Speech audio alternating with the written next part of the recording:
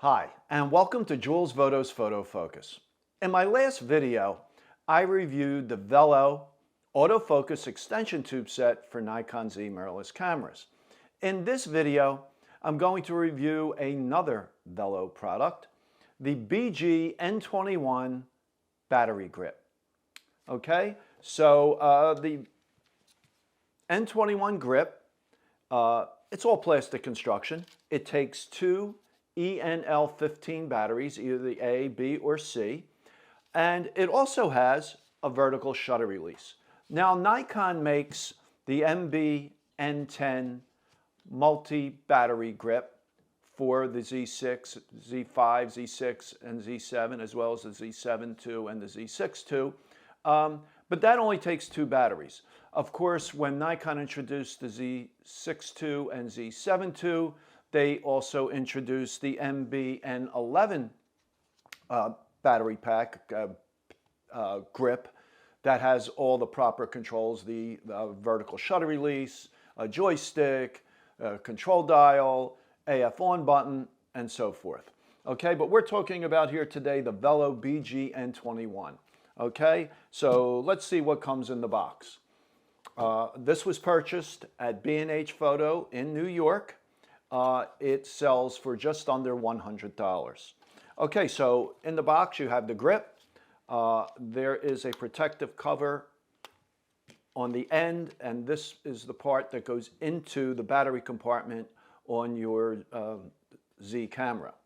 It also comes with a short cable, okay, which has a 2.5 millimeter connector at one end, and the other end plugs in to the remote control socket on the Nikon Z cameras. Also, you receive in the box a USBC connector that plugs into the battery pack and into an AC wall outlet, so you could charge your batteries either when the grip is attached to the camera or when it is off the camera. Okay, the camera must be powered down. Camera must be turned off to use this charger. All right, so let me just go over how it attaches to the camera and how it works. Fairly simple. Okay, so you want to make sure the camera is turned off before mounting the grip. You want to open up the battery door, the bottom of the camera, and remove your ENL15 battery.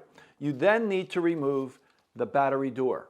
Okay, there's a spot on the grip for that to store. It's very simple to take it off. You just kind of angle it at a 45 degree, pull off the battery door, and then it attaches to the grip for storage. All right, so you don't lose it. All right, just snaps right in. Okay, now let's load the batteries into the grip. There's one on either side.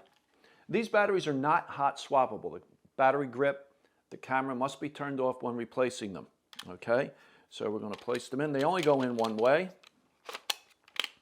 That's one side. And now the other side. Okay. By the way, the grip without the batteries weighs about 7.3 ounces. All right, so now we're going to insert that to where we remove the battery, okay, into the right side of the camera. It only goes one way. Okay, just make sure you tighten. There's a thumb wheel on the front and one on the back. Just tighten it up real good. Okay, so once you do that, once the grip is attached, you can then attach the short cable that will connect the grip to the remote socket on the camera, which will enable the vertical shutter release. So just 2.5 millimeter connector plugs in, and then we plug that in to the remote socket on the camera. Now, I'm not crazy about this arrangement because you have this wire protruding here. If you're carrying the camera around your neck with another camera, you know, it's going to be easy for this to be damaged. Now, I've only been using this maybe a week or two and haven't had an issue, but it could be an issue. I haven't seen any replacement cables listed anywhere, but I am sure you'd be able to get a replacement cable, and I would think if you could, it would be a good idea to pick up an additional one just in case this would break. And again, you only need this cable if you're going to use the vertical release. Now, as I said earlier, this grip is just under $100. Nikon's N10 sells for almost $200. And of course, this also gives you the vertical release. It is not as well made as the Nikon unit. Okay, so let's turn the camera on. There's an additional switch on the grip to turn on the vertical shutter release.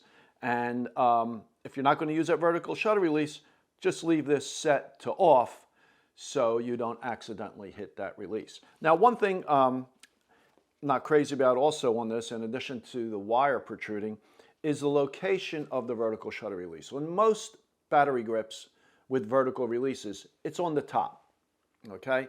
This one is kind of on the front. And it works fine. It's just if you're working with two cameras and one has the release on the top, and of course this one has it on the front, there could be a little confusion as you go from one camera to the other. Okay, but it works fine. Okay, no problem. It also, I think, makes the camera a little more comfortable to hold, especially if you're using a long lens. There is also battery check on the back. Okay, you just press the battery check button.